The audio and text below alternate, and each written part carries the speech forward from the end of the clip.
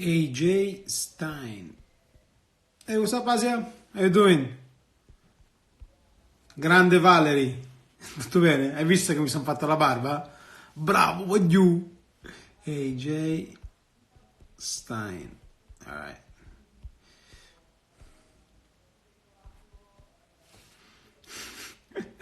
Ti tagliate i buff. Cos. What's up? Harry. Alright. How you guys are doing? You guys doing good? I'm copying the questions that I would like to ask to... What am I doing?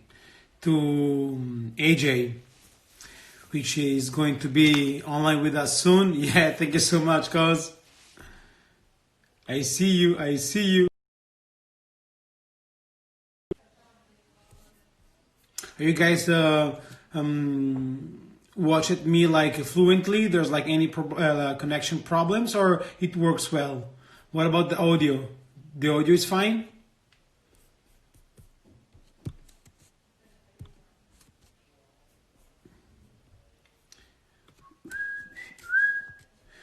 Today we are going to talk with AJ STINE, which is like the brand owner, the owner of the brand Blade Club.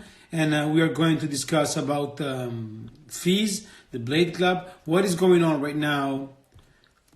What is going on right now in Bangkok, and he's, from what I've learned, originally from Chicago. So I would ask also if he does like have any news from Chicago and the current situation in Illinois. Yo, Karsten, wie geht's, mein Freund? Alles gut? Alright. Yeah, I settled down a couple of questions. Tomorrow I'm going to have the blading chat with Miguel Ramos.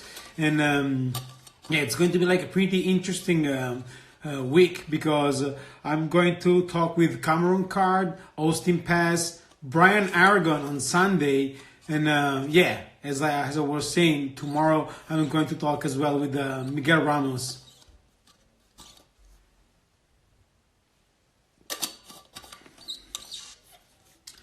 I'm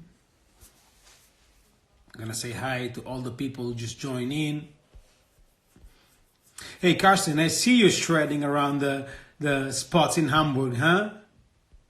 Amazing. Lucky for you guys, you are able to still go around to the city. I almost forgot my way to the hometown skate park. Just because I've been stuck here at home since, what's up, Matthias? Since like almost a month already. Yeah, like in a week it will be like a month. It's crazy. Mac, how you doing? I was in Strasbourg, because I've seen like in Strasbourg, it has been hit quite hard, isn't it?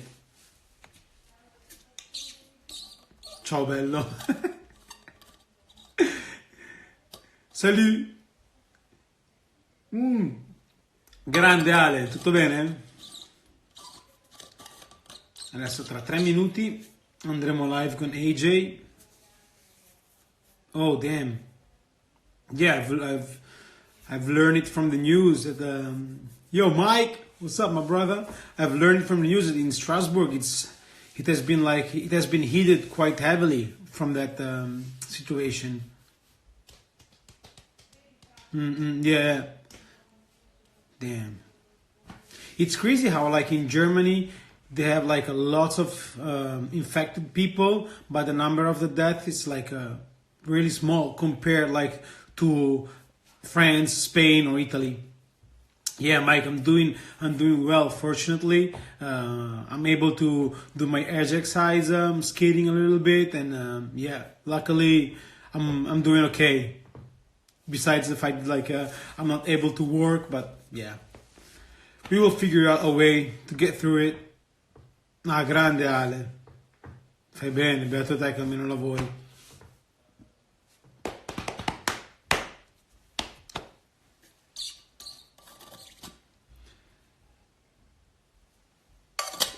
Oh yeah, AJ is here. So yeah, let's invite him. Even Yara's here in the house. What's up, Yara? Definitely, Mac. Definitely. I would like to have like one of these with you. And let's wait right now to be connected with AJ. Yo! Oh, yo, yo. Damn, look at that. Boss mode on, man. Yeah, that's fucking Yara is here, isn't it? Boss mode. Yeah. You good? Yeah, man, I'm fucking great. Man, like lucky you, bro. How's it going so far in Bangkok? Good, good. I actually got out of Bangkok about a week and a half ago. I'm down at some little city called Pattaya. It's like a grimy little vacation city, probably an hour and a half south of Bangkok. My girlfriend's family has a house here, and they aren't using it, so we came to quarantine here for probably a month or two.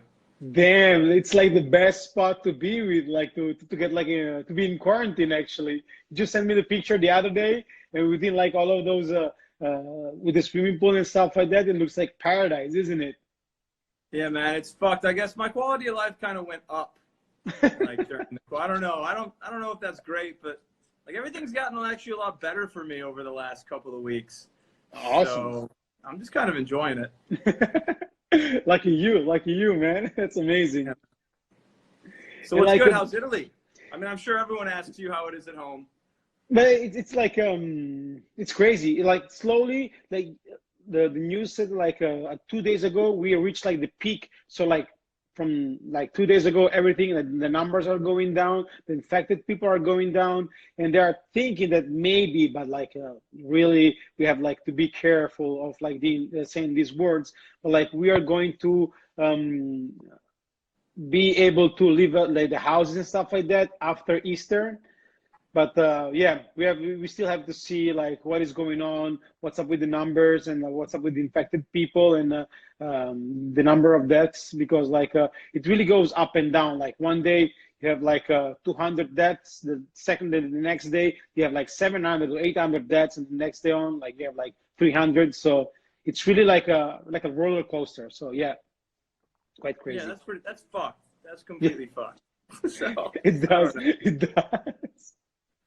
Yeah, man. Like, yeah, but because just like I was saying to everyone, to the rest of the guys, like, we totally like uh, underestimate the words from the government and from the doctors, and we were like, yeah, it's just the flu, whatever. It will never gonna hit us and stuff like that. And then like from one day to another, like pops up like 1,000 of people getting infected, and the next day we had like 3,000, and so on, and like when like we have started to realize that thing was like a proper thing, like 3-4 days after the government says, okay guys, from Monday 8th, everybody should stay at home, quarantine, lockdown mode on, and stuff like that. And like the first 3 days we weren't even like taking care of those messages from the government. We were like, yeah, we can get rid of it easy, no problem. But then like when we saw all of those numbers, we were like, all right,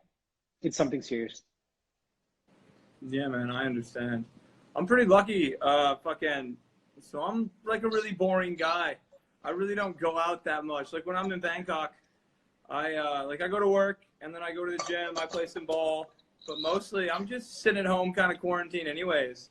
Like playing video games and smoking dope, doing Blade Club stuff, and just watching Trailer Park Boys on Netflix. Like I don't really go out that much, so nothing's really changed for me. I know my girlfriend's pretty bummed. She likes going out and having fun, but I like chilling out a lot. So I don't know. We've been cooking a lot and just enjoying each other's company, trying not to get like bored at the house. I think same as everyone. Awesome. Yeah, it's true. Like we need to discover like new way to leave the house and to be together with our partners if we do have to. And then, but like, what are you doing like as a job in Bangkok? I always wanted to ask you that. Right now, I was coaching basketball. I had a full-time gig coaching basketball, but I resigned from that probably like a month ago, and I got a job teaching middle school language arts. So like 5th, 6th, 7th grade, like English, adverbs and predicates and like parts of speech, and you know, like English language, not like English, not like ESL classes, more like language arts classes. So I got a job doing that. I worked for 1 week at the school, and then they were like, everybody's fucked. We're going to start teaching classes online. And then, so I just got to start teaching. I got hired right before this, and then I got to start teaching classes online. Then, so because of that, like, we were able to come here. So, and yeah, I got a job in this place, and everything just kind of worked out. So, I don't know. We're pretty fortunate, I guess. I'm really happy about it. great, great. That's good to Could have hear. been shitty. Yeah, it could have been shitty. Like, stop getting paid and living in a little apartment in Bangkok. That could have been a bummer. Yeah, true. Well, like, is it hard, like, to teach from like your computer? Like, you have to do like anything like crazy stuff within like all of these programs, or it's easy? It's like like our call right now. It's pretty simple. It's definitely not the future of education, though. Like, it's shitty. I don't know.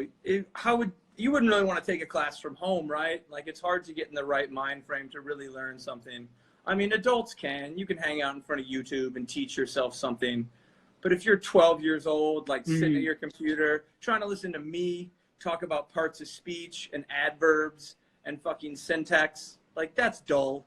And if you're sitting at home, so, like, I try to limit the classes to like 15 minutes, 20 minutes of teaching some shit, and then give them like a worksheet that I'll do with them, and then just giving them a bit of like at-home work to do, because I don't know, it's kind of tough on everybody. It's not ideal for the kids either.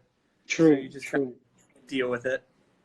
Yeah, I do have a friend here in Italy. She's like a teacher in elementary school, and she told me that like the kids won't last like 30 minutes in front of the screen of the computer or of the cell phones within like listen to the lessons. They have like they within like their like workmate, they have decided to do like those 25-30 minutes max lessons per like material per subjects. So like they're going to do 30 minutes math, then like 15-minute breaks, and then 30 minutes of Italian, then 15-minute breaks, and they're going to make like I don't know, history or something like that. Just because the peak of the concentration of the kids is pretty low, and it's pretty hard to keep on going, you know? Yeah, man. No, it's not. It's nice. I guess it's good that we have it right now. True. But it's no substitute for like fucking in-class education. Oh, Asia But has it like works. I mean, it works. I'm getting paid. I'm happy we have it because I still have a job and it works good. perfect. But I mean, for some things it's easier.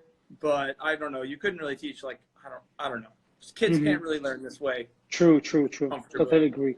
Totally agree. We have like a question from Asia. She's asking, are your students just kids or also from other nations? And like, would you also teach skating? It's an international school, so it's called the. I'm not going to give the name. That'd be a bad idea. But it's an international school, and it's an English-speaking school run by a large education company. So mainly you teach in English, but you have students from all over the world whose parents live in Bangkok. And then, I do teach skating. I work for my homie Yannick sometimes in Bangkok. He has a company, BKK Skate School. I think CJ works for him. Note did. A bunch of dudes do. And yeah, I would teach weekend classes to like 3 little French kids for an hour and a half. It was all right. So wow, awesome. We did a big event. He did like a skate day. So I went and emceed it. It was, so teach some classes, have some fun. Great. Bangkok's got a really good rollerblade scene. Yeah, it looks like, and the skate park that like you guys used to skate, it's amazing. Is it like in a sports center? Like, what is that thing for? Like, because I've heard it like it's in the middle of a sports center, in a sports center, where, like people are able to do like different activities inside of that. Is that true? Yeah, it's in, I think, an old Olympic Center, but it's in this place called Ramkhamhaeng Stadium. So there's like a massive football stadium, basketball court, gym. They have rock climbing wall, but it's a massive plaza. And then, it's like an open warehouse with a huge park, really good, like Fise size, sort of big transition, big box, some bigger stuff, as opposed to like a smaller concrete park. So it's good. And then CJ shreds it up. So does Note. And then Jarasek, the homie. Like, there are people there all the time who just kill it. True. Like you guys, you have like those kind of transition and in skate park because it looks pretty pretty fun and pretty intense at the same time. Yeah, man, it's good. Let me move here. Sun. I gotta move my bong. Is it like quite is it hot right now down there in yeah, close to Bangkok?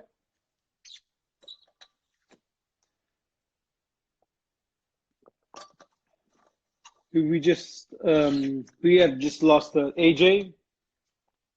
So yeah, let's wait for him to be connected again with us. Hey Sebastian, what's up, my homie? You good? If you guys have, oh, just AJ just left. He'll be connected soon, probably. If you guys have any question, just like write it down here on the comment section, so I can ask him, or like we can read it together and see what he's going to say about it.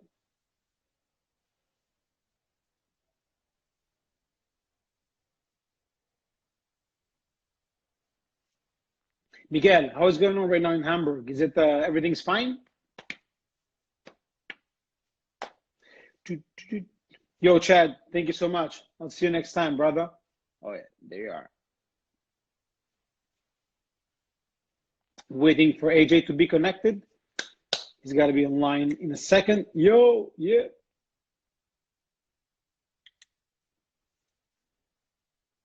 Let's wait. When is coming new school skating? Yeah, you're here. I'm trying to add you to the live stream. We do have like some, oh yeah, there you go. Yo, yes, I'm back. We're back. Fucking, I didn't even notice, but my phone like was just in the sun, and the back of it just went. It said your phone's too fucking hot, and then it shut off. What? Really? Yeah. So is it that hot right now in Bangkok? What? Yeah, it's hot as fuck. It's probably like 33 degrees or something. It's perfect. Damn, lucky you, man. I'm so jealous right now. Yeah. It's fucking dope. Things are good. Dude, look at that. Look at that. Yeah, had some dumplings and fucking did a big grocery shop. So we're good for a little while. Exactly. So just because you're wearing that super amazing hat, like what is Blade Club? Like you guys have like a team, which is like probably one of the most interesting one, because it seems like you pick like one blader per nation, which is like pretty amazing, and I do really like it. And like you're like popping out like products like with a pretty good quality, like the bag, the hat, and the wheels, and the wax. What is the mission of a Blade Club?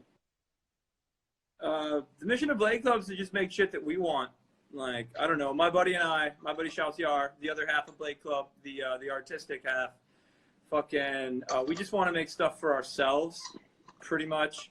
And so our market's like really niche, you know, aggressive rollerbladers who film and want to buy stuff. I don't know. So we just kind of design stuff that we like. And then we both had a bit of money at the time. So we were in China. So we just decided to, you know, go into production. He had started with doing some wax, and then I got involved, and we did hats and shirts. And then we worked on the bag for almost 2 years. And those are all just things that we wanted. Like, I wanted a camera bag that had skates and a tripod and a laptop. And I wanted a 5-panel hat that was made from, like, you know, dry fit material. So because we were in China, we could make stuff for around, you know, we could make 100 hats each, which isn't a ridiculous amount. And we could go to the factories and make sure the quality was good. Like, we went to a couple backpack factories and we redid a bunch of stuff. And it would have cost other companies more to do that, but we were living in China at the time. So once we just kind of got our supply line like efficient, you know, we could make good stuff, and, you know, we could make dumb stuff if we wanted. You know, we could come up with designs that we liked, you know, and if someone liked it, we could make shirts, you know, one at a time. So I don't know, it's just been dope. Like, the company's been really good, and we've been able to stay profitable in like a really tiny market. And that was kind of the goal overall. You know, you don't want to say making money is the goal, but if you don't make money, you can't pay your team, you know, you can't do fun shit. And why would you want to have a rollerblade company if you can't do fun shit all the time? So no, makes sense. That's kind of our motto. Great. And like within like those things in China that you have done, like you are like living in right now in Bangkok. Is it like a good place for going to all of those Fise events that are happening like all over the world, or like you just decided to go in Bangkok for being strategic to traveling to those Fise World events, or it just happened that you've been there? Sort of. I was living in China, and then I just needed to leave. It wasn't like I wasn't super happy there. The day-to-day life wasn't the most comfortable. So I just took off and moved to Bangkok one day, hoping it would work out, because I knew I could still, run the company from here. My buddy comes over all the time. We can do that. And then with Fise, they kind of pay for your plane ticket no matter where you're at. Okay. So it wasn't really strategic as much as I just wanted to be in Bangkok. Like, it's a really nice place to live. I'm fortunate enough to get to travel a lot, and like lots of times when I'm at somewhere, like, this is dope, but I don't know if I'd want to live here full time. And then Bangkok, there's just no question. Like, I don't know, especially with the homies that are here, and there's always someone coming. Like, I was in China for 7 years, and I've been in Bangkok for 2, and I've probably seen 100 times more people. I've probably actually seen 100 people. Like, people come through Bangkok all the time.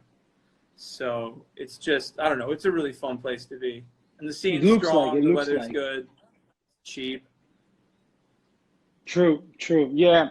And like, what about within the situation that right now is going on with this coronavirus? What is going on with the Fise? Are you guys postpone the world events, or? Yeah, we're postponed for everything.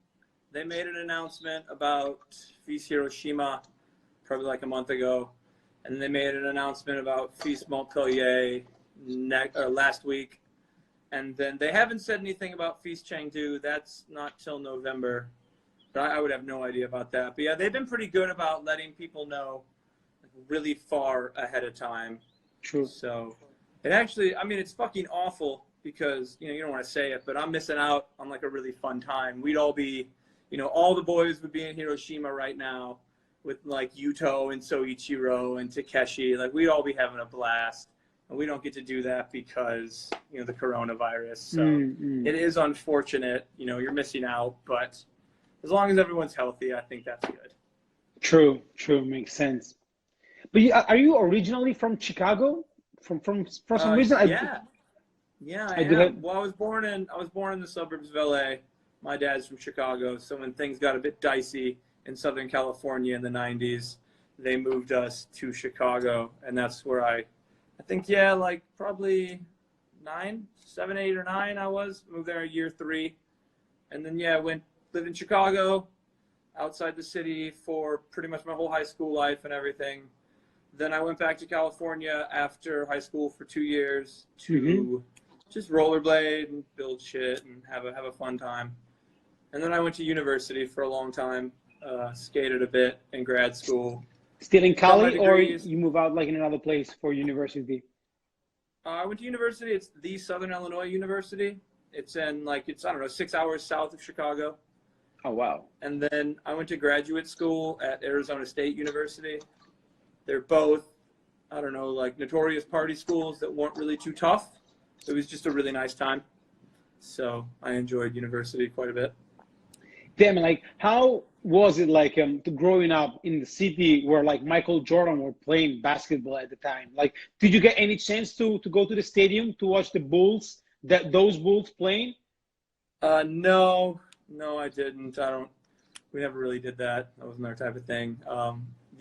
Big Bulls fan, Bullies for life. That was dope. Jordan in the 90s was there for all of it. And then, it was really good. I remember those finals quite vividly. The Lakers too. Yeah, before LeBron and all that. It was good. It's different basketball. It's tough shit. I bet. I'm a big fan of those kind of that period of basketball, because right now it seems like I wouldn't say different, like between like how it was back in the day. Yeah, I don't know. The players are better now. That's for sure. But it's just not the same game. It's not as tough. I like tough basketball. And it looks like the players back then had like more charisma in a way, I would say. But that's me. Like, I'm not like one of those fanatic basketball fan, but like to me, like it appears that back then John Stockton or Reggie Miller or like Michael Jordan or Pippen, like, they got more charisma than Steve Curry or LeBron James or I don't know, Danilo Gallinari, you know, those kind of players. But that's Yeah, me. Gallinari. You fucking would say Gallinari. Definitely. Yeah, those dudes are definitely better than Gallinari. Damn. But But like, yeah, they were just harder. I don't know. I like dudes that are hard, like basketball, like tough dudes. And yeah, the 90s just seemed to have a bit more of that. like the Detroit Pistols Yeah, exactly. And the Bulls. and the tough-ass Bulls, true. And like, So what is the fucking- difference? I was Hmm? wanting to ask you, like, why is it like it never happened like a Fise USA? Did you get any guess about it because of the X Games or? Well, there have been some Feast USAs. There's just not Oh, really? rollerblading because the cities don't want to pay for it. They had Denver. Okay. And a bunch of the homies went, like the Builders and Johan and a bunch of the guys went to BMX and skateboard. And they had a fantastic time, but they didn't want to pay for a roller freestyle. So No they way. chose not to. Same thing with Canada. They had, I think it was Edmonton, maybe, probably French Canada, knowing Feast, but I don't remember where. But they had Feast in Canada, same thing, like skateboard, BMX, some other stuff, and then no roller. So that's a bummer, but I don't know. Feast is really good, so it's nice to get to go to any of them.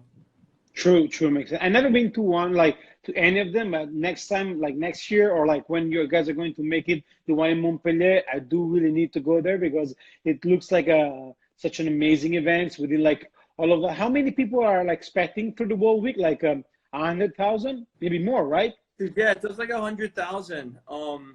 Feast Montpellier is the coolest weekend in extreme sports. I don't know if that's a bit catchy, but man, it's a good fucking time. It goes on in this little canal in the south of France with all the homies.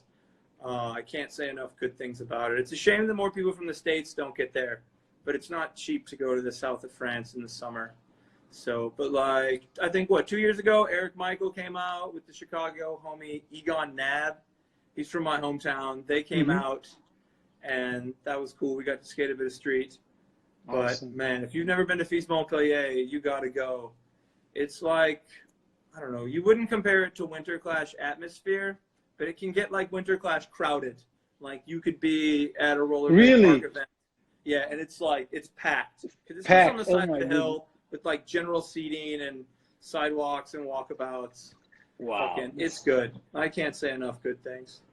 And it looks like it surpassed in a way the X Games because from what I've learned, like the X Games are not doing well lately, isn't it? I have no idea. I don't really pay attention to the X Games. They don't really have anything that interests me so much. True. So it just kind of passes me by. I wouldn't even be able to comment. However, Feast is growing. That I know. Awesome. They do a lot of shows. They just do other good stuff. I don't know. We're all just so lucky to be involved. It's a good spot to be in. The judges, the whole roller crew. It's kind of like you see the same people. It used to be like 5 or 6 times a year. And then this whole thing happened and everything's getting delayed. So it's kind of sad. But man, it's just a good time. Like it's the best. And Montpellier is the best of the best. I can't say enough good things. And then, and how did you get started? If you're a pro and you want to come compete at Fise Montpellier, you just let them know like a long time before and they'll pay for your hotel room. And it's always like a nice, so yeah, it's dope. Like they make, they treat their riders really well and they'll give you meal tickets sometimes and you'll be taken care of. It's good. It's good. And really it's pretty good that like, exactly. And it's pretty good to see that like they're really appreciating the rollerblading scene and the rollerblading contest. Like they never get any cut of rollerblading, right? I mean, like I remember like back in the day, there were like also the Baltic Games, and I've heard like some of those sponsors didn't really want to have like rollerbladers, so that is why the organization cut off blading, and like a huge event as the Fise like didn't really making it and all, and like and it's still supporting it at the highest level, right? Yeah, they're doing really good. There were a few years back, where like they could have easily gotten rid of rollerblading. There were so many issues surrounding the roller freestyle scene at the moment with the guys who were competing and shit going on and people being unhappy that they easily could have just gotten rid of it. And for Fise, it wouldn't have mattered. They would have just carried on and everything would have been good. but for rollerblading, it would have been terrible. Mm-hmm. And True. they just kind of said, yeah, you know, everyone, you know, shit happens. And they changed up some judges and some different people. And like some people that didn't want to be there took off. Some people that wanted to be there came. Some people came back. And then, yeah, it's just for the last couple of years, it's been running really smoothly. And Awesome. everyone, for the most part, gets along. I mean, the competitors still, I mean, there's, you know, gamesmanship, and those dudes still get into it a bit, but that's healthy. You want that. And nobody really, you know, everyone gets along. It's kind of nice. It's been, you know, it's been really quiet and really easy to do the last couple of years. It's pretty cool to have here like the two voices of rollerblading, you and Miguel. It's amazing having you both here watching it. Man, Miguel's a legend. Miguel's my mentor. I want to be Miguel. He's a good dude too. He's a really hard stance on a lot of things that are completely correct. Miguel's a smart dude. Yeah, he'd be a role model. If you needed to be a rollerblade MC and you needed a role model, Miguel would be the guy. Like, there are only a couple of us that are fortunate enough to have like this job, really. Miguel, myself, Matt Mickey does a bunch of stuff in the States. But other than that, I don't think there's anyone getting like consistent rollerblade True. MC jobs. Because it's hard, like it's hard to handle the whole situation, like to be on point all the time. It's pretty tough. It's a tough job, and you need to hype the people. So it's like it's even harder, right? Yeah, man. I don't know. I think if you like it and you're good at it, it's not hard. And I don't know. I think I'm lucky to just get to do something that I really enjoy and to be out there with all the dudes. So at first I would get a little nervous, but now I just get excited, and I try not to get too excited. I have a problem where I'll just start screaming. You know, you don't want to get excited, but you know the dudes out there are your friends, so you'll just start fucking screaming. Like in Hiroshima, the crowd is so receptive. You can just say whatever the fuck you want because they don't speak English, and just end it with like, yeah, Hiroshima, and they'll just fucking start screaming. So I don't know. It's good. It's just, I don't know.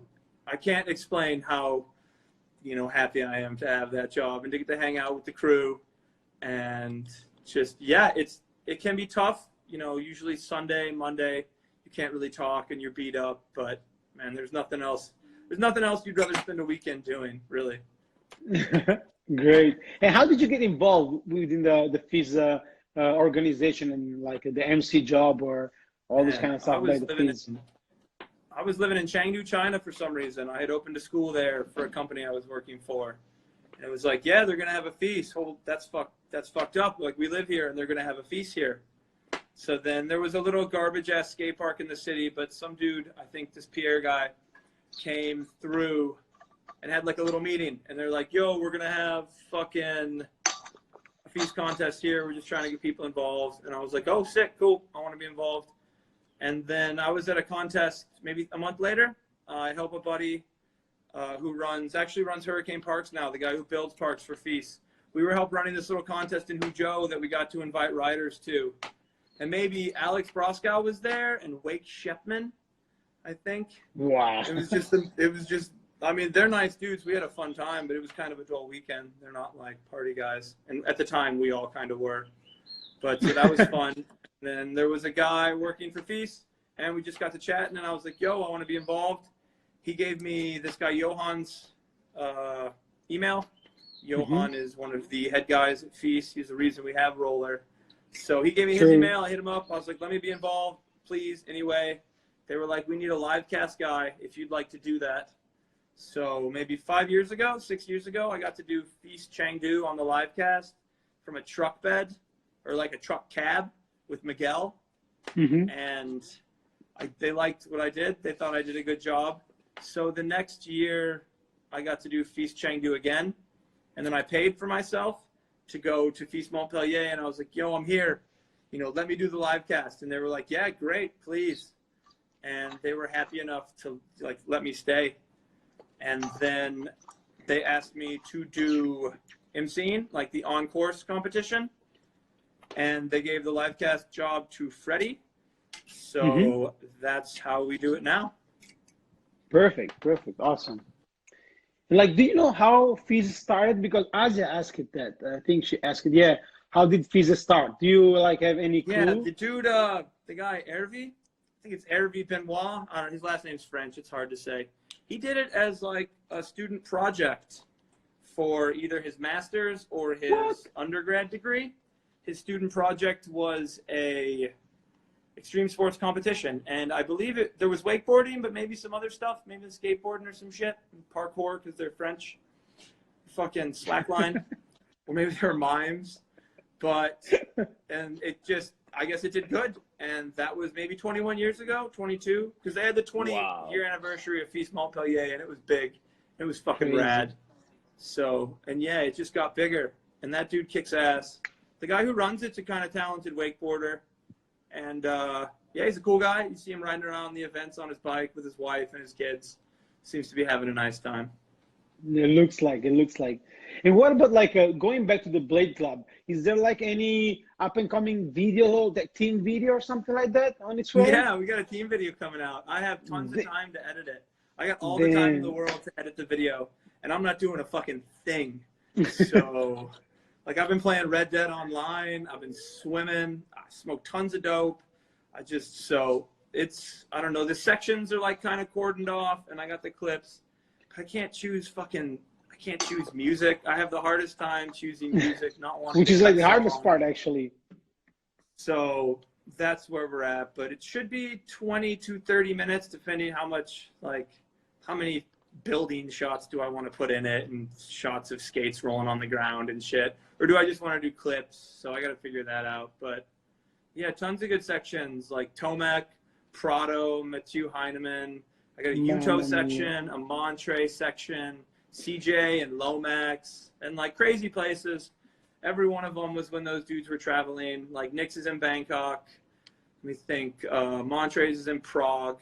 Prado's in Xiamen with Russell Day. I had those two together in Xiamen, China for a week. So it should be a good video. I just need to get it done. I can't really wait, man. It looks like super, super dope. I got to figure out if we want to make it a VOD or not. I'd probably just charge $5. Trying to make some money off of it would be cool, but I don't know. We're a company, and we make money from people buying shit, so maybe we should give the video away. So I got to figure that out. We'll think about that too. Okay. I would pay anything because I'm like trying to support blading as much as I can, buying everything. So if it's going to be 5, 10, 15, 20, whatever, I'll buy it in a minute. It'll be cheap, but yeah, I buy everything too. Most of it's good, most of it's decent. A lot of it I don't really watch twice, though. I don't know, some of it. What did I watch recently twice? The Haitian Meg video was good. Or was it a Haitian Meg? Yeah, the one who did like filmed by Mark Moreno and like edited by or something. I can't say. Exactly. Yeah, I watched that movie a couple times because it's good in the background. So I'll be like cooking or cleaning some shit, and I'll have that playing through the speaker because it's good. What did I watch? I just watched I watched the best rollerblading movie ever. I watched Delphine Dio. I don't know why, but that movie gets better. Every time I watch it, that movie gets better. To me, I got the same feeling with Formosa. Formosa, like, hyped me up like all the time. Like, whenever I'm watching it, I all the time want to go out and skate because it's pretty, how like Karsten and Benjamin like have shot it, and how it has been edited, and the grading and all that. It's pretty, I do really like it. Those dudes are perfect. We are lucky enough, might as well promote it. We are lucky enough to be able to sponsor the Cayenne, Mexico video. So I was really happy about that. They, let me see, Karsten, he approached me in Winter Clash, and he was like, hey, your shit is just, the video is covered in your shit. Like, there are hats and stuff fucking everywhere. Would you like to sponsor the video? And I was like, yeah, fuck, absolutely. So we threw them some money to have a little circular logo, and Joe's in the video. We gave away tons of shit to those guys so they could rock it. So I couldn't be happier to be affiliated or able to sponsor something, with that level of quality. Yeah, true. What up, Cuba? What up, Cuba? Gotta say, kurwa to my Polski friends. So, guys. With that, they're probably at work. Miro probably has them working through the virus right now. Who? Miro was like, no, no curva. You come to work today. He would be too. Those Polish Hey. about making that money, man. Those Poles, they get paid. You should just type here in curva. Huh? Yeah, man. I mean, fucking Poland. Hey, next week I'm gonna have like Tomek here in the blading chats. Yeah, he's gonna drop a curva, no doubt about that. Tomo's great. He's riding Aeons now, I think. I don't know. I think he's riding Aeons now, which is dope. He's really good in Aeons. You should see Tomo getting better. Again, he was good. And he was good in Gods too, but he's better in Aeons. Yeah, totally agree. Yeah, with that being said, there's been like already 35 minutes. And AJ, That's way too long. Next time will be like 5 minutes. Yeah, man. Be fucked. Brother, thank you so much for your time. Thank you so much for the time that you gave me for this little chat. It has been like a pleasure, and I'm looking forward to see you here in Milan because you've never been here in Milan. So please come by. Yeah, man. I was supposed to go this year. We were gonna go Pannonian and then straight to Italy, but they they postponed that too. So we'll see. We'll get to Italy when people are allowed to. Yeah, man. No, thank you for having me so much. This has been great to get my mind off other shit and hang out outside for a bit. No, thank you so much for your time. And yeah, let's keep in touch. And looking forward to see you soon. And like, if they're going to postpone Pannonian, and when you have the date, just tell me so you can come by and we can spend some time. All right? All right, man. We'll speak soon. Buy some Blade Club if you're out there. Definitely. Later. Bye, boss.